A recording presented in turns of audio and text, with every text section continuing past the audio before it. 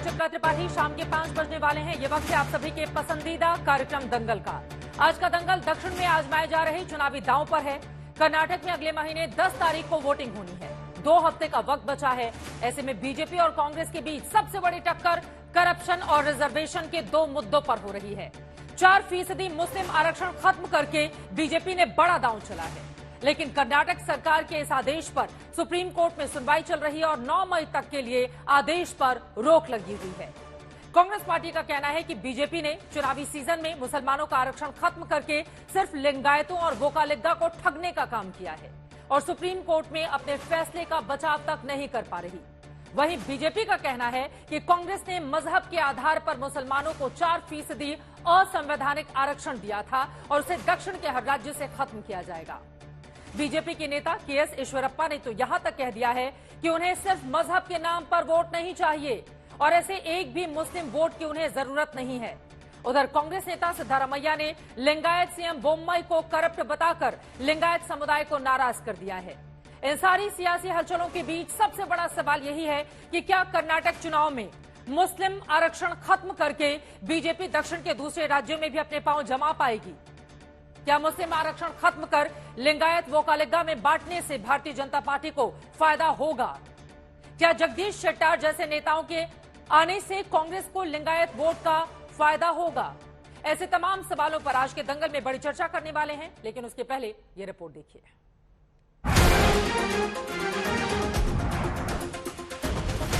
Bharatiya Janata party की सरकार बनेगी तो एक गैर संवैधानिक मुस्लिम रिजर्वेशन को हम समाप्त कर देंगे। सत्ता की कुर्सी का सवाल है, दक्षिण का दंगल है और आखिरी 2 हफ्तों की मियाद।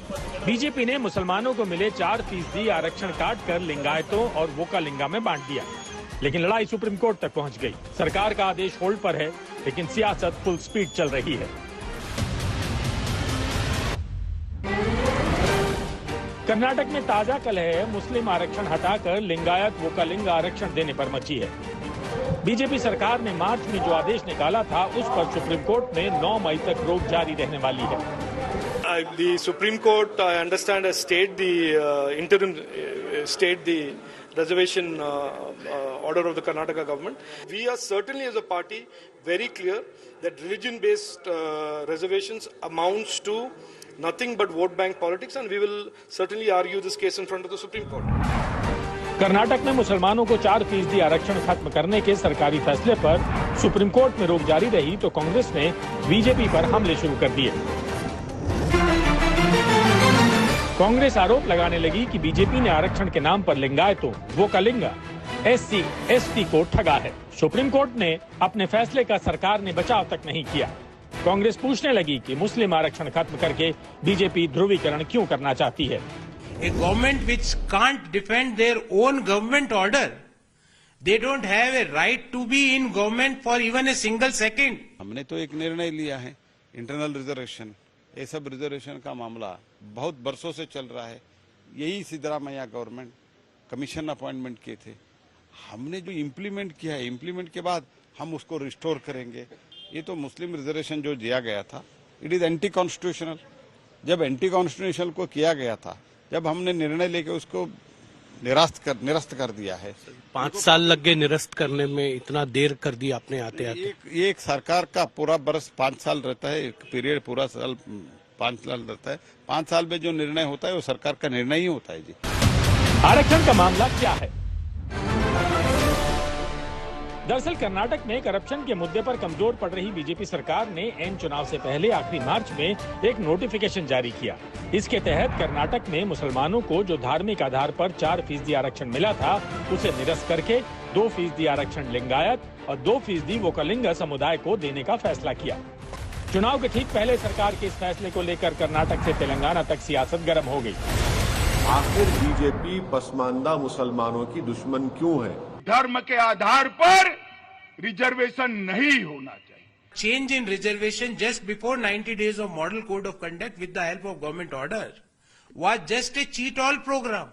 कांग्रेस घटती में भी आ गई तो ऑल टाइम हाई करप्शन होगा, तुष्टीकरण होगा। दरअसल मुस्लिम आरक्षण के मुद्दे को बीजेपी कर्नाटक से शुरू करके पूरे दक्षिण में आजमाना चाहती है और इसके पीछे चुनावी गणित ये है कि कर्नाटक में लिंगायत और वोकलिंगा दो बड़े वोट बैंक हैं। करीब 17% आबादी लिंगायतों की है और 14% वोकलिंगा है। दोनों समुदायों को कर्नाटक में पहले से 5% और 4% का आरक्षण प्राप्त है, लेकिन 4% मुस्लिम आरक्षण खत्म करके 2-2% दोनों को बांटने से लिंगायतों को 7% और वोकलिंगा को 6% आरक्षण मिल जाता है। ऐसा करके बीजेपी एक तीर से दो शिकार कर रही है। एक तो ध्रुवीकरण का फायदा होगा, दूसरा जगदीश शेट्टार और लक्ष्मण सावड़ी जैसे लिंगायत नेताओं के जाने से हुए नुकसान की भरपाई की जा सकेगी। और अब तो यह हाल है कि बीजेपी नेता खुलेआम मुस्लिम वोट का बहिष्कार करने की बात करते हैं। ಜಾತಿ ವಿಚಾರಗಳನ್ನು ಎತ್ತಿ ಅದರಲ್ಲೂ ಉಪಜಾತಿಗಳ ಲೆಕ್ಕ ಇಟ್ಕೊಂಡು ಚುನಾವಣೆ ಮಾಡಿದ್ರೆ ಸ್ಪಷ್ಟವಾಗಿ ಹೇಳಬೇಕು, ನಾವು ಈ ಸಮಾಜದಲ್ಲಿ ಒಟ್ಟಾಗಿದೀವಪ್ಪ, ದಯವಿಟ್ಟು ನಮ್ಮನ್ನು ಒಡೆಯುತ್ತ ಪ್ರಯತ್ನ ಮಾಡಬೇಡಿ। उधर कांग्रेस भी पीछे नहीं है। राहुल गांधी लिंगायत वोट पाने के लिए कर्नाटक के बागलकोट में बसपा जयंती समारोह मना रहे हैं। लिंगायत मठ के दौरे कर रहे दूसरी तरफ कांग्रेस के सिद्धारमैया ने भ्रष्ट लिंगायत सीएम के बहाने पूरे लिंगायत समुदाय को ही करप्ट ठहराने की कोशिश कर दी। अब देखना होगा कि करप्शन और रिजर्वेशन की पिच पर चुनावी खेल खेल रही कांग्रेस बीजेपी में से किस पर कर्नाटक के वोटर भरोसा करते हैं। कर्नाटक से नागार्जुन और अनघा के साथ हिमांशु मिश्रा, बेंगलुरु, आज तक। कर्नाटक में बीजेपी सरकार ने चुनाव से पहले जो फैसला किया है उसे लेकर सियासी सवाल जरूर उठाए जा रहे हैं कि आखिर जब 10 मई को वोटिंग होनी है तो 30 मार्च को मुस्लिम आरक्षण खत्म करने का फैसला करके बीजेपी क्या संदेश देना चाहती है। बीजेपी की सियासत को समझने के लिए आपको ये मुस्लिम आरक्षण वाली राजनीति समझनी होगी और उसके लिए दक्षिण भारत चलना होगा। पूरे हिंदुस्तान में दक्षिण भारत के 5 ऐसे राज्य हैं जिसको हम दिखाएंगे आपको, जहां मुसलमानों को धर्म के आधार पर आरक्षण दिया गया है। ये देखिए वो कौन कौन से राज्य है आपको दिखा रहे हैं। कर्नाटक में 4% मुस्लिम आरक्षण दिया गया था। कर्नाटक में ओबीसी कोटे के भीतर से ही आरक्षण दिया गया धर्म के आधार पर। जिन राज्यों में हर मुस्लिम को वोट मिलता है उन 5 राज्यों में केरला, जहां पर 12% मुस्लिम आरक्षण है। कर्नाटक में 4% तो केरल में है 12%। तमिलनाडु में 3.5% मुसलमानों को आरक्षण मिला हुआ है। आंध्र प्रदेश में 4% मुस्लिमों को रिजर्वेशन मिला हुआ है। और एक है तेलंगाना, जहां पर तेलंगाना में 4% मुस्लिमों को आरक्षण मिला हुआ है। और मुख्यमंत्री केसीआर का यह कहना है कि तेलंगाना में इसको बढ़ाकर हम 12% करना चाहते हैं, लेकिन बीजेपी का कहना है हम आएंगे तो ये 4% रिजर्वेशन भी तेलंगाना से खत्म कर देंगे। ये 5 वो राज्य हैं जिस पर बीजेपी की निगाह क्यों टिकी हुई है, अब जरा उसके बारे में आपको बता देते हैं। मुस्लिम आरक्षण खत्म करना चाहती है अगर बीजेपी, तो उसका एजेंडा मंसूबा क्या है। अगर बीजेपी का कार्ड कर्नाटक में कामयाब हो जाता है, जो वो चल चुकी है, तो 2024 के लिहाज से समझिए कि इन 5 राज्यों में कितनी सीटों की लड़ाई में बीजेपी अपना किला मजबूत करेगी। 129 सीटों पर भारतीय जनता पार्टी का दांव है। आप देखिए, एक तरफ कर्नाटक जहां पर विधानसभा के चुनाव हो रहे हैं, वहां पर 28 लोकसभा की सीटें आती हैं। 2019 में बीजेपी ने 27 सीटें जीती थी। केरला, जहां पर उसका बहुत वर्चस्व नहीं है, लेकिन प्रधानमंत्री आज भी केरल में है, वहां पर लोगों से लगातार मुलाकात कर रहे हैं और वहां के अल्पसंख्यकों, खासतौर से क्रिश्चियन कम्युनिटी का दिल जीतने की कोशिश में बीजेपी लगी हुई है। दूसरी तरफ अगर दूसरे और राज्यों की बात करें, तेलंगाना में 17 लोकसभा की सीटें आती हैं, 4 बीजेपी के पास थी। तेलंगाना में भी पूरा जोर बीजेपी लगाए हुए। आंध्र प्रदेश में 25 लोकसभा की सीटें, यहां पर जगन रेड्डी का काफी ज्यादा प्रभाव है, लेकिन बीजेपी यहां को लेकर भी अपनी अपनी प्लानिंग तैयार कर रही है। और तमिलनाडु में 39 सबसे ज्यादा सीटें आती हैं। एमके स्टालिन के प्रभाव वाला इलाका डीएमके या एडीएमके में मुख्य लड़ाई, लेकिन बीजेपी यहां भी अपने लिए एक बड़ी जीत के तौर पर देख रही है और मान रही है कि अगर यहां पर इन 129 सीटों पर अगर बीजेपी को ज्यादा से ज्यादा सीटें हासिल होती हैं तो फिर उसके लिए 2024 का चुनाव आसान हो जाएगा। अब इसी पर चर्चा करने के लिए दंगल में खास मेहमान हमारे साथ जुड़ चुके हैं। उनका तारुफ आपसे करवाते हुए कि दक्षिण का द्वार क्या खुलेगा भारतीय जनता पार्टी के इस दांव से जो लगातार बीजेपी की ओर से चली जा रही है। गौरव भाटिया जी, राष्ट्रीय प्रवक्ता भारतीय जनता पार्टी के इस वक्त हमारे साथ हैं। निजाम फौजदार जी, आप लीडर हैं, कर्नाटका कांग्रेस के हमारे साथ मौजूद हैं। वारिस पठान जी, स्पोक्स पर्सन AIMIM के हमारे साथ हैं। खलील उल रहमान साहब, आप सीनियर लीडर हैं, BRS के हमारे साथ जुड़ चुके हैं। संदीप शास्त्री जी, पॉलिटिकल एनालिस्ट हैं, हमारे साथ जुड़े हुए हैं। इन सभी से चर्चा की शुरुआत करेंगे, लेकिन उसके पहले कर्नाटक को लेकर बीजेपी की क्या है तैयारी, मुस्लिम आरक्षण खत्म करके क्या संदेश दिए जाने की है कोशिश और आगे का क्या है एजेंडा, तमाम सवालों पर गृह मंत्री अमित शाह से बातचीत की है हमारे संवाददाता ने। सुनिए। स्टे नहीं लगाया है, सुप्रीम कोर्ट इस पर विचार कर रही है, तब का अमल करने के लिए ना बोला है। परंतु धर्म के आधार पर आरक्षण गैर संवैधानिक है, संविधान सम्मत नहीं है। निश्चित रूप से हमारा विजय होगा। कांग्रेस पिछले दरवाजे से मुस्लिम आरक्षण को लाने के लिए कोर्ट में गई है, मगर मुझे पूरा भरोसा है हम जीतेंगे। और यहाँ पर आरक्षण पर जिनका अधिकार है, ओबीसी, पिछड़े, दलित, वोकलिगा और लिंगायतों को आरक्षण मिलेगा। देखिए, आने के सवाल ही नहीं है, कहां से देंगे। भारतीय जनता पार्टी होने नहीं देंगी। हमारा कमिटमेंट है इस देश में गैर संवैधानिक रूप से कहीं पर भी धर्म के आधार पर आरक्षण नहीं।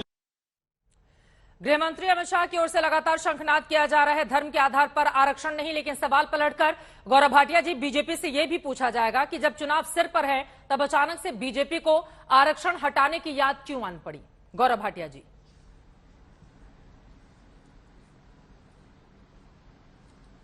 चित्रा जी नमस्कार। सबसे पहले तो मैं ये कहूंगा कि अगर संवैधानिक दृष्टि से कोई किसी ने गलत कृत्य किया है तुष्टीकरण की राजनीति करते हुए, और मैं कांग्रेस पार्टी की बात कर रहा हूं, 3 दशक पहले ये तुष्टीकरण की राजनीति करते हुए ये रिजर्वेशन रखा गया, उसका अगर सुधार हो रहा है तो ये ऐतिहासिक है और सभी दर्शकों को ये जानना चाहिए। आप हर कार्यक्रम में देखती हैं यही Congress party, AIMIM, Samajwadi party, TMC बार बार कहती है सेक्युलर, पंथ निरपेक्षता हमारे संविधान की आत्मा है। अब आप मुझे बताइए, अगर पंथ निरपेक्षता संविधान की आत्मा है तो धर्म के आधार पर आरक्षण कैसे हो सकता है? दूसरी बात, मैं दर्शकों के लाभ के लिए अनुच्छेद 16 और खासकर इसमें 16(2) पढ़ना चाहूंगा। ये क्या कहता है? राज्य के अधीन किसी नियोजन या पद के संबंध में केवल धर्म, मूल वंश, जाति, लिंग, उद्भव, जन्मस्थान, निवास या इनमें से किसी के आधार पर ना तो कोई नागरिक अपात्र होगा, ठीक है, और ना उससे विभेद किया जाएगा। तो ये हमारा संविधान कहता है। तो सवाल आज ये पूछा जाना चाहिए, सबका साथ सबका विकास का मूल मंत्र जो हमारा है, उसके आधार पर एक जो भूल की थी कांग्रेस पार्टी ने, उसका सुधार किया जा रहा है जो संवैधानिक दृष्टि से भी उचित है।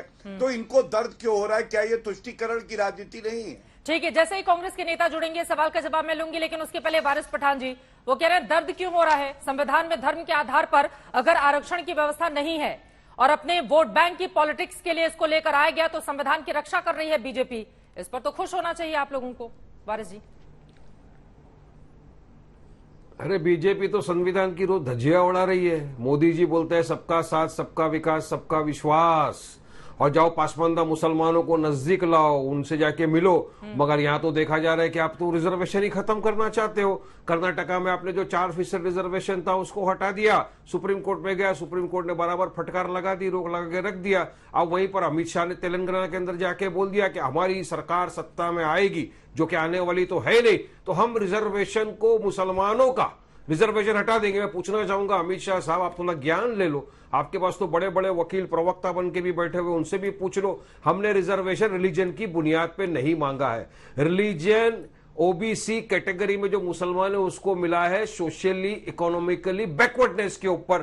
क्रिश्चियन कमीशन का रिपोर्ट है, सुधीर कमीशन का रिपोर्ट है, उसको आप पढ़ लो। रिपोर्ट में ये लिखा हुआ है कि जो ओबीसी कैटेगरी के अंदर मुसलमान है, जो सोशली इकोनॉमिकली बैकवर्ड है, उसको रिजर्वेशन मिलना चाहिए। तो उस बुनियाद के ऊपर रिजर्वेशन दे रहे हैं, मगर आपको उसको इम्प्लीमेंट नहीं करना चाहती है। और यहाँ पर जिस कर्नाटक की बात हो रही है वहां पर 80 लाख मुसलमान हैं और सभी को अगर इस 4% के दायरे में लेकर आया गया, सभी तो पिछड़े हैं नहीं, सभी के लिए ये व्यवस्था है ना जो बीजेपी कहती है। वारिस पठान जी, आप सुनिए। नहीं, अरे आपको मुसलमानों से इतनी नफरत क्यों है? बीजेपी, गौरव भाटिया ने जवाब दो ना। मुसलमान इस देश का हिस्सा है, हमारे लोगों ने देश की आजादी के लिए अपनी जाने गंवाई, देश आजाद हुआ। आज आप पूरी तरह से नफरत फैला रहे हो। कभी आपको हमारे हिजाब से नफरत, मदरसों से नफरत, रिजर्वेशन से नफरत। आप क्यों नहीं चाहते कि मुसलमान भी पढ़ लिख के बड़ा बने, डॉक्टर, इंजीनियर, लॉयर बने?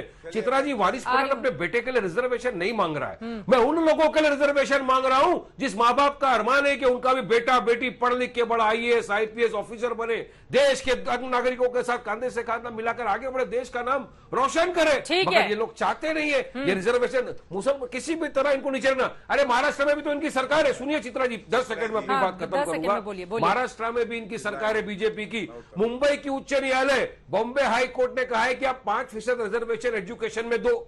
क्यों नहीं देते इन लोगों रिजर्वेशन एजुकेशन के? चलिए बताइए मुझे। ठीक है गौरव भाटिया जी, जवाब दीजिए उनके सवालों पर। वो कह रहे हैं बीजेपी को मुसलमानों से इतनी चिढ़न क्यों होती है? गौरव भाटिया जी, ठीक है, मैं जवाब ले लेती हूँ, उसके बाद बाकी मेहमानों के पास। गौरव भाटिया जी, वो सीधा सवाल पूछ रहे हैं आपसे। देखिए चित्रा जी, इनकी पार्टी के तो जो बैरिस्टर हैं वही शरियास्टर हैं। वो संविधान पढ़ते ही नहीं है, वो तो केवल और केवल धार्मिक ग्रंथ पढ़ते हैं। मैंने अनुच्छेद 16 पढ़ा और अधिवक्ता है वारिस भाई मेरे साथी, इन्होंने कोई उत्तर नहीं दिया। अब मैं एक अनुच्छेद 15 भी पढ़ देता हूं और संविधान का भारत के ही पढ़ रहा हूं, पाकिस्तान का नहीं या सऊदी अरेबिया का नहीं। सुनिए, धर्म, मूलवान, जाति, लिंग या जन्म स्थान के आधार पर प्लीज शांत ठीक है, ठीक है, पढ़ने के लिए है, बोलिए, ये टेबल पे रखने के लिए नहीं है, इसलिए बता रहा हूँ। एक एक करके। हाँ, ये अनुच्छेद 16 पढ़ने के बाद अनुच्छेद 15 पढ़ रहा हूं, सारे दर्शक सुन रहे हैं। धर्म, मूलवान, जाति, लिंग या जन्म स्थान के आधार पर विभेद का प्रतिषेध। ये क्या कहता है? धर्म के आधार पे आप नहीं कर सकते हैं आरक्षण और कोई भेदभाव, लेकिन इस पे ये उत्तर नहीं देंगे। और देखिए, अज्ञानता की पराकाष्ठा है ये लोग जो आते हैं। इन्होंने क्या बोला? मुस्लिम जो आरक्षण पाते हैं वो क्योंकि आर्थिक तौर पे कमजोर है और गरीब है। चित्रा जी, आपने भी सुना होगा, लेकिन इनको ये भी जानकारी नहीं है कि मुसलमानों को 10% जो इकोनॉमिकली वीकर सेक्शन के लिए आरक्षण है उसमें दिया जा रहा है, उस कैटेगरी में डाल दिया है। तो ये फिर क्यों दर्द हो रहा है? आपने खुद ही कहा वो आर्थिक तौर पे कमजोर है। और एक मेरा सवाल है, वारिस जी के पास जाइएगा, आज इस चैनल पे इनसे ये सवाल मैं पूछ रहा हूँ, चिल्लाइए मत। ठीक है, एक एक करके आ रही हूँ, वारिस जी आपके पास भी आ रही हूँ। निजाम फौजदार जी भी हमारे साथ आ चुके हैं, एक एक करके। गौरव जी की बात पहले पूरी हो जाए। गौरव भाटिया जी। हाँ चित्रा जी, देखिए, मेरा पहला सवाल जो दर्शकों ने भी पूछा होगा और जनता के मन की बात है। आप कहते हैं पंथ निरपेक्षता अच्छी बात है, संविधान की आत्मा है। आज पंथ निरपेक्षता का क्या होगा जब आरक्षण धर्म के आधार पर होगा? दूसरे नंबर का सवाल यह है, एएमयू में जो SC ST हैं भाई बहन, उनको आरक्षण नहीं मिलता है, अलीगढ़ में मुस्लिम यूनिवर्सिटी। आज आप आज तक पे बोलिए, उनको मिलना चाहिए। आपकी पार्टी ये मांग उठाएगी, बैरिस्टर ओवैसी ये मांग उठाएंगे, बोलिए। चलिए जल्दी से वारिस पठान जी उनके सवाल पर जवाब दीजिए। निजाम जी, रिलीजन की सुनिए, फिर मैं मेरे फाजिल दोस्त गौरव भाटिया को ज्ञान देना चाहता हूं। आप पढ़ते हो, हम तो पढ़ के इसका इम्प्लीमेंटेशन करते हैं और प्रॉपर वर्ड टू वर्ड इसका हम आपको जवाब दे सकते हैं, देते भी है।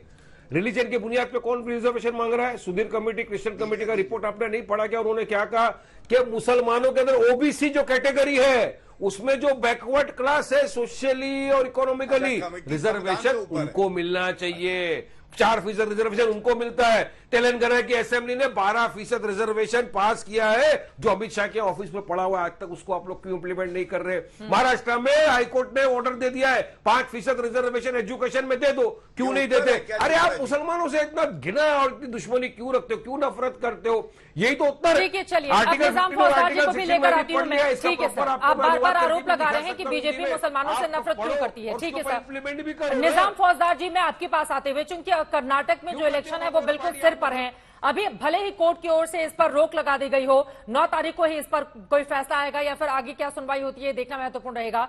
लेकिन बार बार बीजेपी के बड़े नेताओं की ओर से पूछा जा रहा है कि कांग्रेस बताए कि जो आरक्षण खत्म किया गया है, जो वोका लिंगा और लिंगायत समुदाय में बांट दिया गया है, कहां से लेकर वो मुसलमानों को आरक्षण देगी? बार बार जो वादा गिनाते हुए कांग्रेस पार्टी नजर आ रही है हर एक रैली में।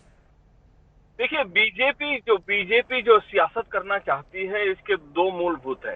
एक पहली बात है कि ये दलित, ओबीसी और हर एक जो पिछला वर्ग है उनका आरक्षण खत्म करना चाहती है। वो मुसलमानों के खांधे पे रखकर ये गोली चला रहे हैं।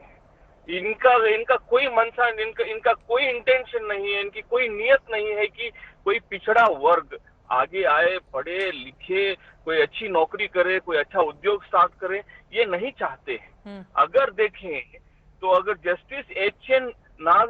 नागमोहन का जो कमिटी बनी थी, कमीशन जो बना था, उसमें कहा गया था कि 3 और 7% से लेकर उसको 15 और 17% SC/ST का कर देना चाहिए था। इसका सबमिशन हुआ करीब 2022 में अक्टूबर में हुआ, लेकिन इस सरकार ने उस कमीशन के रिकमेंडेशंस को लागू करने के लिए ये पीछे आगे कदम क्यों नहीं उठा रही थी? ये कदम वहां नहीं उठा रही थी जहां पे देना था। लेकिन जब इन्होंने 4% मुसलमानों का जो आरक्षण था, जो रिजर्वेशन था, उसको रद्द करके वो 2% जब लिंगायत और वकलीगा समाज को देते हैं, वही 2 समाज कहते हैं, वो दो समाज के बड़े बड़े लीडर्स कहते हैं कि हमें ये चोरी का और ये लूटा हुआ आरक्षण नहीं चाहिए, हमें हमारा हक दीजिए, उनका हक उनको रहने दीजिए।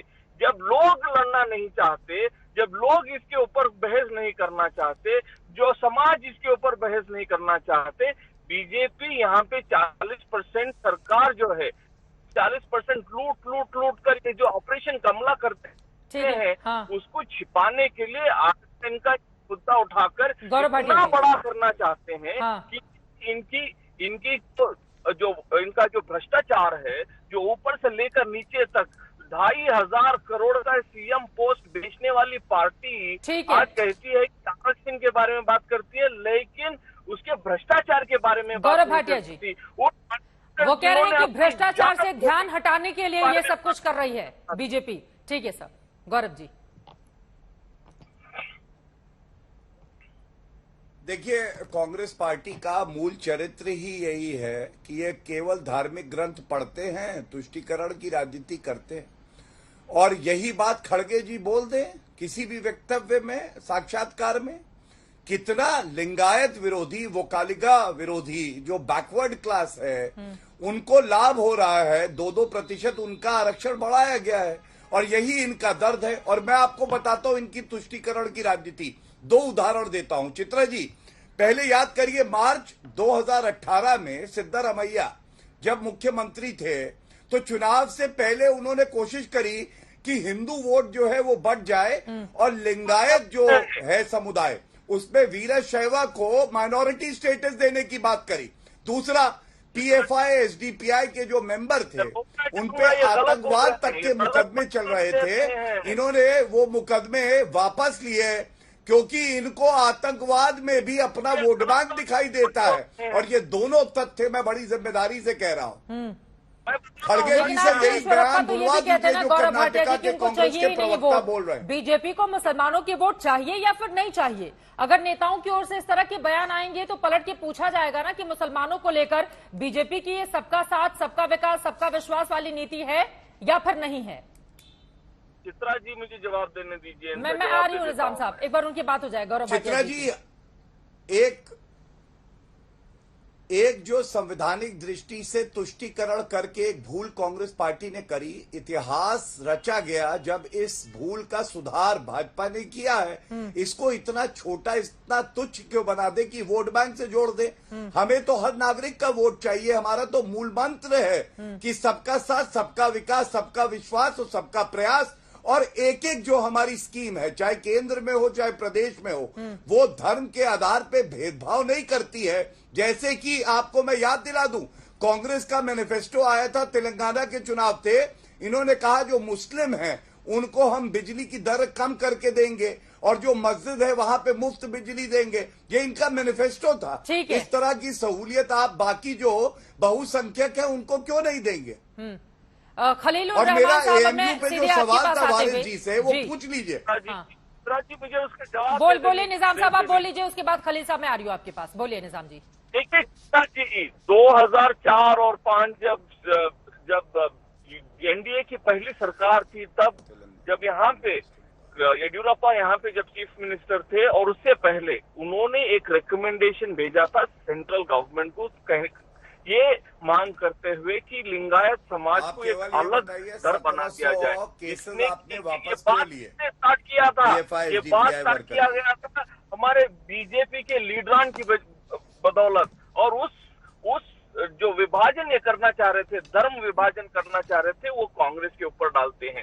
लेकिन मैं ये भी कहना चाहूंगा जब ये कहते हैं कि हम हर एक आदमी को चाहते हैं, हर एक समाज से आदमी को चाहते हैं, हर एक वर्ग के आदमी को चाहते हैं, लेकिन वहीं पे एक आदमी ईश्वरप्पा कहता है कि हमें मुसलमानों का वोट नहीं चाहिए। वहीं पे अमित शाह खड़ के कहते हैं कि हमें मुसलमानों का मुंह भी नहीं देखना चाहते हैं, हम उनको चाहते ही नहीं। वो कौन है हमें पता नहीं। कब कहा अमित शाह का आप हवाला दे रहे हैं? उन्होंने कब कहा कि मुसलमानों का मुंह नहीं देखना चाहते हैं? झूठ बोल रहे हैं निजाम फौजदार जी। कब कहा, बताइए जरा। उनकी भाषा को समझने का एक ही अर्थ है, जब वो कहते हैं कि मुसलमानों को आरक्षण देना ही संविधान के खिलाफ है। अरे सिद्धारमैया, आपके मुख्यमंत्री लिंगायत समाज के प्रति किस तरह की भाषा का इस्तेमाल करते हैं उसको तो मैं बोल भी नहीं सकती। जो भी तथ्य हम बोले वो सोच समझ कर बोले प्लीज निजाम दी। अगर आप देश के गृह मंत्री को कोट कर रहे हैं कि वो मुसलमानों का चेहरा तक नहीं देखना चाहते हैं, तो सर आप बताइए कि उन्होंने कब कहा था? गलत बयानी तो ठीक नहीं है ना। इससे तो एक समुदाय के बीच क्या भावना जाएगी कि हाँ गृह मंत्री इस तरह की बातें कहते हैं, जबकि ये सरासर झूठ है। हम लोगों ने कभी नहीं सुना इतने सारे उनके आज के भी बयान, कल के भी लगातार हम सुन रहे हैं। सर इस तरह से केंद्रीय गृह मंत्री को कोट करना ठीक नहीं है सर। ठीक है प्लीज निजाम फौजदार जी। खलीलुर रहमान जी, सीधे आपके पास आते हुए, आप बीआरएस के लीडर हैं। अब तो तेलंगाना में जो 4% रिजर्वेशन मुस्लिमों को मिला हुआ है उसको आप लोग बढ़ाकर 12% करना चाहते हैं। बीजेपी कह रही है हम आएंगे तो ये खत्म कर देंगे।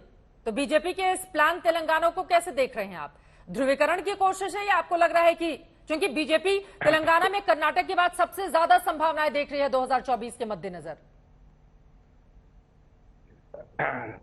सबसे पहले मैं ये कहना चाहूंगा कि जो बीजेपी का जो सपना है तेलंगाना का, वो सपना ही रह जाएगा और सपना कभी पूरा नहीं होगा। और यहाँ पे अमित शाह जी आए थे और अमित शाह जी ने कहा कि जो 4% जो रिजर्वेशन है यहाँ पे मुसलमानों के लिए, उन्होंने कहा, मैं ये कहना चाहूंगा आपको कि जो रिजर्वेशन यहाँ पे जो दिया गया है वो धर्म के आधार पे नहीं दिया गया है, बल्कि जो रिजर्वेशन जो दिया गया है ये the backward classes of the Muslims जो है उनको दिया गया है। इसका क्लासिफिकेशन है उसमें। तो उसमें जैसा कि अभी मेरे दोस्त वारिस पठान साहब ने कहा कि अगर मेरा बेटा रिजर्वेशन लेना चाहता है तो उसको कभी रिजर्वेशन नहीं मिलेगा। ये इसमें क्लासेस है, क्योंकि मकसद ये है कि जो इकोनॉमिकली और सोशली और एजुकेशनली जो बैकवर्ड जो मुस्लिम्स है ओबीसी में, उनके लिए रिजर्वेशन है और जिसका कंप्लीट क्लासिफिकेशन है। और सबसे पहले ये जो मसला है, ये मसला अभी सुप्रीम कोर्ट में है। तो इसके ऊपर मैं समझता हूं कि हमारे गृह मंत्री का कोई भी बयान, मैं समझता हूं कि कंटेम्प्ट ऑफ कोर्ट की नजर से देखा जाएगा, क्योंकि जबकि यह मसला जो है अभी सुप्रीम कोर्ट में जेर दौरा है। और एक चीज मैं कहना चाहूंगा कि जी सुधीर कमीशन ने कंप्लीट एम्पेरिकल डेटा कलेक्ट किया, उसके बाद उन्होंने कहा कि तेलंगाना में 12.7% मुस्लिम है, तो इनका जो आरक्षण होना चाहिए परसेंटेज, उसको बढ़ाना चाहिए। और हमारी सरकार ने यहाँ पे एक बिल पास किया। बिल पास करके हमने केंद्रीय गृह मंत्री के मंत्रालय में भेजा, वो अभी तक वहां पे पेंडिंग है। और एक बीजेपी का जो वो है कि वोट बैंक पॉलिटिक्स खेल रही है, वो चाहते हैं कि मुसलमान और हिंदू को हमेशा लड़ा के रखे। बल्कि अगर ग्राउंड पे आके देखेंगे तो यहाँ पे किसी किस्म का, क्योंकि तेलंगाना एक ऐसा राज्य है जहाँ पे हिंदू मुसलमान भाई भाई के तरह रहते हैं। और यहाँ पे जो बीजेपी का जो प्लॉट है कि जिस तरीके से वो सारे, जैसा यूपी में बीजेपी हिंदू मुसलमान को अलग करके मंदिर मस्जिद की राजनीति करके वो जीत के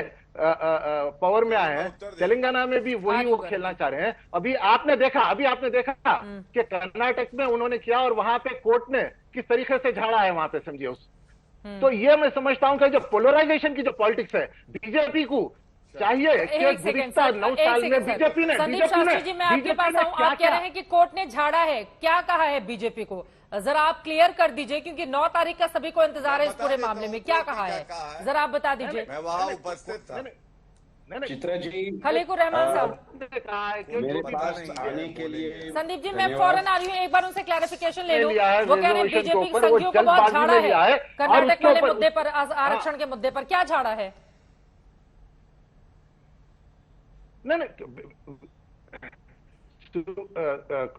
हाईकोर्ट ने वहां पे, सुप्रीम कोर्ट ने कहा है कि जो भी निर्णय बीजेपी ने लिया था वहां पे बहुत जल्दबाजी में लिया था, हेस्ट में लिया था, और उसके ऊपर उन्होंने 9 तारीख तक स्टे लगाया और कहा है कि जो पुराना जो ऑर्डर है वो कंटिन्यू होगा, और इसके ऊपर उन्होंने स्टे। तो इसमें यह है कि जो सुप्रीम कोर्ट ने कहा है कि ये जो बीजेपी का जो निर्णय, बीजेपी के निर्णय के खिलाफ ये सुप्रीम कोर्ट का जो 9 तारीख का इंतजार करना होगा ना सर खलीकुर रहमान साहब। अभी तक तो 9 का इंतजार कीजिए, हालांकि 10 तारीख को वहां पर इलेक्शन होने हैं। गौरव जी, मैं आपके पास आऊंगी संदीप शास्त्री जी के पास जल्दी से रुक करते हुए। संदीप शास्त्री जी, आप एक पॉलिटिकल एनालिस्ट हैं, दक्षिण भारत की पॉलिटिक्स पर आपकी पैनी नजर रहती है। मेरा ये सवाल है, ये जो प्रयोग कर रही है कर्नाटक में भारतीय जनता पार्टी, ये संयोग है, प्रयोग है, ध्रुवीकरण की कोशिश है, इसके जरिए वो क्या हासिल करना चाहती है? क्या रीड कर पा रहे हैं उसके इस फैसले पर आप, संदीप जी? चित्रा जी, यहां आने के लिए धन्यवाद।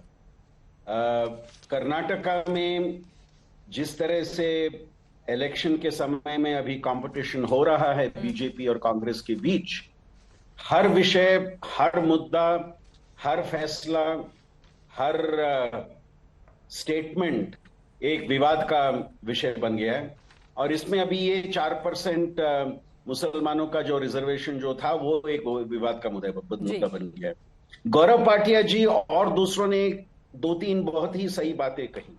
पहली बात, संविधान में धर्म या जाति के आधार पर समानता होना चाहिए, साफ कहा गया है, लेकिन उसी संविधान ने रीजनेबल रिस्ट्रिक्शंस कह के, एक्सेप्शंस कह के रिजर्वेशंस के एक अनुमति दी है। चित्रा, दूसरी बात ध्यान में रखिए, बैकवर्ड कास्ट रिजर्वेशन जो है that is permitted by the constitution. जब राज्य में आप बैकवर्ड कास्ट रिजर्वेशन लिस्ट तैयार करें, सो स्टेट में अलग है, सेंटर में अलग है। कर्नाटका में क्या हुआ है, आंध्रा में क्या हुआ है, राज्य के बैकवर्ड कास्ट क्लासिफिकेशन लिस्ट में मुसलमानों के कई कैटेगरी, सब कैटेगरीज नहीं, कई कैटेगरीज को बैकवर्ड क्लासेस में शामिल किया गया है। बिकॉज बैकवर्ड कास्ट कौन है, ये फैसला राज्यों को छोड़ा गया है और राज्यों ने कमीशंस गठित करके ये बैकवर्ड कास्ट कौन है। और कर्नाटका में और आंध्रा में मुसलमानों में काफी ग्रुप्स को, सभी मुसलमानों को नहीं, काफी ग्रुप्स को ये रिजर्वेशन का बेनिफिट एक दिया था। कौन से आधार पे कि ये बैकवर्ड कास्ट्स हैं, उसको अभी यहां से हटाया गया है। और ये 4% जो था बैकवर्ड कास्ट रिजर्वेशन में, 2% लिंगायत और वोकलिगा को दिया गया। ये सरकार की एक प्लान थी। अभी सुप्रीम कोर्ट ने क्या कहा, सुप्रीम कोर्ट के सामने राज्य सरकार और केंद्र सरकार के वकील ने कहा कि हम इस रिजर्वेशन के इम्प्लीमेंटेशन को अभी स्थगित कर रहे हैं, क्योंकि इसका स्टे हम कर रहे हैं क्योंकि सुप्रीम कोर्ट ने उसके बारे में कई सवाल उठाए। तो इसलिए जो वकील ने सरकार के तरफ से बात किया, उन्होंने कहा कि इस रिजर्वेशन 4% को हटाना और 2% को देना, उसे हम रोक रहे हैं। और चुनाव के एक माहौल में दोनों साइड इस विषय का अपना उपयोग के लिए यूज कर रहे हैं। ये सारी बातें आपकी सही है। संदीप शास्त्री जी, हमारे दर्शकों की जानकारी के लिए बताएं, ये जो इन 5 ही राज्यों में जैसा कि धर्म के आधार पर आरक्षण की बात कर रही है बीजेपी, दूसरे पक्ष का ये कहना है कि नहीं, उसमें जो पिछड़े हैं उनको आरक्षण दिया गया है। अगर इसको हम देखें तो क्या भारतीय जनता पार्टी की जो कोशिश है उसमें उसको कामयाबी मिल पाएगी? बार बार वो संविधान का हवाला दे रही है कि संविधान में ऐसा नहीं लिखा गया है और ईबीएस कोटे के तहत उन मुसलमानों को लेकर आया जाएगा। तो यहां पर किसकी बातें ज्यादा आपको सटीक नजर आ रही हैं? संदीप जी, जल्दी से इसका जवाब, उसके बाद बाकी मेहमानों के पास जाऊंगी। चित्रा जी, मैं एक संविधान के विद्यार्थी दृष्टिकोण से अगर मैं देखूंगा जी, ये तकनीकी दिक्कत आ गई है, मैं आपके पास फिर से दोबारा लौट कर आऊंगी। लेकिन गौरव भाटिया जी, यहां पर जो बाकी विपक्ष के मेहमान बैठे हुए हैं उनकी ओर निजाम साहब आ रही हूं, उनकी ओर से ये बातें कही जा रही हैं, जैसे उन्होंने खुद ही अपना एग्जाम्पल दिया, बीआरएस के जो नेता हैं, कि अगर मेरे परिवार से या वारिस पठान के परिवार से कोई चाहे कि आरक्षण का लाभ ले ले तो उसको नहीं मिलेगा। मुस्लिमों के भीतर जो पिछड़े हुए हैं सामाजिक आर्थिक तौर पर, उनको आरक्षण का ये लाभ मिल रहा था या बाकी राज्यों में मिल रहा है, उसको क्यों हटाना चाहती है बीजेपी? गौरव जी। चित्रा जी, चित्रा जी, मैं पहले संवैधानिक दृष्टि से कुछ बातें कहूंगा। आप जब संविधान निर्माताओं ने चर्चा करी बड़े विस्तार से और आरक्षण की बात हुई, तो वहां पे बिल्कुल स्पष्ट हो गया कि धर्म के आधार पर आरक्षण नहीं दिया जाएगा। अनुच्छेद 14, अनुच्छेद 15 और 16 की मूल भावना यही है। दूसरी बात, आज बार बार कहा जा रहा है कोर्ट ने स्टे लगा दिया। मैं आपको बता रहा हूं, सर्वोच्च न्यायालय का ही सिपाही हूं, वरिष्ठ अधिवक्ता हूं। कोर्ट ने आज सोलिसिटर जनरल से पूछा, सोलिसिटर जनरल ने यह कहा कि ये जो नया कानून है ये हम लागू नहीं करेंगे अगली तिथि तक। इस अंडरटेकिंग पे सर्वोच्च न्यायालय ने कहा ठीक है और 9 तारीख इसकी डेट लगा दी। कोई स्टे कोर्ट की तरफ से नहीं लगाया गया। तीसरी बात यहां बार बार कही जा रही है चित्रा जी, एक कमेटी थी, एक कमीशन था। कोई कमेटी, कोई कमीशन हमारे संविधान से ऊपर नहीं हो सकती है। संविधान के तत्वाधान में ही, संविधान के तहत ही कमेटी और कमीशन काम करता है। चौथी बड़ी बात जो मैं आपको बताने जा रहा हूं, आंध्र प्रदेश ने एक ऑर्डिनेंस निकाला था जिसका जिक्र आप कर रही थी। 5% मुसलमानों को आरक्षण दिया जाएगा और हाई कोर्ट ने इसे गैर संवैधानिक पाया और ये मामला अभी भी संवैधानिक पीठ के सामने सर्वोच्च न्यायालय में लंबित है। ठीक है। पांचवी बड़ी बात, आज ये सारे तुष्टीकरण करने वाली पार्टियां अपनी ही बातों में फंसी हुई हैं। क्यों, मैं आपको बताता हूं। आज ये भूल गए कि कुरान क्या कहती है। ये लोग हमेशा कहते हैं कुरान में जो शब्द है वो इनके लिए सब कुछ है। मैं आज कहना चाहता हूं, सूरा 49 आयत 13, जाति की तो बात ही नहीं है। वहां तो कहा गया है हर मुसलमान केवल एक पहचान रखता है मुसलमान की, और जाति की बात ही नहीं है। तो या तो आप अपनी ही कुरान जो कि पवित्र है, पावन है, उसके विरोध में जा रहे हैं क्योंकि आपको आरक्षण चाहिए, और जो आरक्षण आपको संविधान की दृष्टि से भी नहीं मिल सकता। ठीक है, वारिस पठान जी आपसे भी और कांग्रेस के नेता से भी इसका मैं जवाब लूंगी, लेकिन उसके पहले चूंकि लगातार कर्नाटक में पूरी ताकत झोंक रही है भारतीय जनता पार्टी, गृह मंत्री वहां पर पहुंचे हुए हैं। हिमांशु मिश्रा हमारे संवाददाता ने मुसलमानों को आरक्षण खत्म करने के मसले पर उनसे की है बातचीत। सुनिए गृह मंत्री अमित शाह को। कैसा लगता है आपको 2018 से ये 23 के में अंतर? 18 और 23 में बहुत बड़ा अंतर है। यहाँ पर मोदी जी की गरीब कल्याण की योजनाओं का ये 4 साल में डबल इंजन सरकार के कारण एक ठोस आधार बना है। पहले कांग्रेस की सरकार गरीब कल्याण की योजनाओं को नीचे जमीन पर उतरने नहीं देती थी। पहले येदियुरप्पा जी और बसवराज बोम्मई ने गरीब कल्याण योजनाओं को जमीन पर उतारा है। लेकिन प्रियंका गांधी कह रही है कि आपने जो वादे किए थे वो निभाए नहीं है और जोड़ तोड़ करके आपने सरकार बनाई थी। इस बार ऐसा नहीं होगा और पूर्ण बहुमत से कांग्रेस की सरकार। इस बार जरूर ऐसा नहीं होगा। पूर्ण बहुमत के साथ भारतीय जनता पार्टी की सरकार बनेगी। जोड़ तोड़ की जरूरत नहीं पड़ेगी। प्रियंका की सच ही कह रही है। एक सवाल यह है कि मुस्लिम आरक्षण को लेकर कांग्रेस ये कह रही है कि आप तुष्टीकरण की राजनीति कर रहे हैं और आपने जो आरक्षण दिया हुआ था जो सरकार ने, आप उसको खत्म करने का काम कर रहे हैं, जबकि सुप्रीम कोर्ट ने ये कहा है कि आरक्षण पे स्टे लगा दिया है जो आपने एबॉलिश। स्टे नहीं लगाया है, सुप्रीम कोर्ट इस पर विचार कर रही है, तब तक अमल करने के लिए ना बोला है। परंतु धर्म के आधार पर आरक्षण गैर संवैधानिक है, संविधान सम्मत नहीं है। निश्चित रूप से हमारा विजय होगा। कांग्रेस पिछले दरवाजे से मुस्लिम आरक्षण को लाने के लिए कोर्ट में गई है, मगर मुझे पूरा भरोसा है हम जीतेंगे। और यहाँ पर आरक्षण पर जिनका अधिकार है, ओबीसी, पिछड़े, दलित, वोकलिगा और लिंगायतों को आरक्षण मिलेगा। वो ये कह रहे हैं कि हम उसको आरक्षण जो है आने के बाद फिर से देंगे लोगों के कुछ कम करने के बाद। देखिए, आने के सवाल ही नहीं है, कहां से देंगे। भारतीय जनता पार्टी होने नहीं देंगी। हमारा कमिटमेंट है इस देश में गैर संवैधानिक रूप से कहीं पर भी धर्म के आधार पर आरक्षण नहीं। लिंगायतों को लेकर सर ये कहा जा रहा है कि आप राजनीति कर रहे हैं, लिंगायत राजनीति को लेकर आप राजनीति कर रहे हैं और बेवजह के आरोप जो है कांग्रेस के नेता पे लगा रहे हैं। नहीं, हमने कोई आरोप नहीं लगाया, वो आरोप लगा रहे हैं। लिंगायतों का हमेशा कांग्रेस ने अपमान किया है, चाहे निकलिंगजप्पा हो या वीरेंद्र पाटिल हो, सबको अपमानित कर निकाला। सर इस बार कितनी सीटें आपको लगता है? हम पूर्ण बहुमत से बहुत ज्यादा सीटें प्राप्त।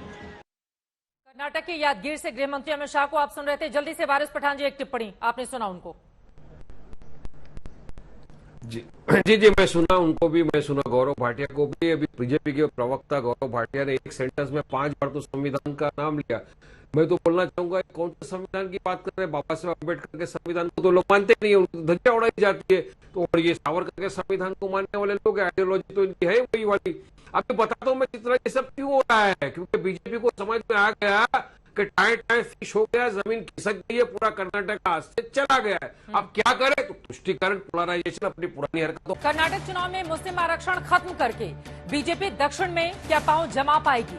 ये सवाल आज दंगल में हमने पूछा था। आपकी जो जवाब मिले हैं, 61% लोगों ने हाँ में जवाब दिया है, 39% लोगों का जवाब नहीं में है। अब कर्नाटक के दौरान ये जो प्रयोग किया है भारतीय जनता पार्टी में, ये कितनी सफल हो पाती है, इस पर लगातार हमारी नजर रहेगी। और 9 तारीख को क्या होता है, कोर्ट की ओर से इस पूरे मामले में क्या फैसला दिया जाता है, किस तरह से सुनवाई बढ़ेगी आगे, इस पर भी रहेगी आज तक की नजर। इसी के साथ दंगल में अभी के लिए बस इतना ही। देश और दुनिया की तमाम खबरों के लिए आप देखते रहिए आज तक।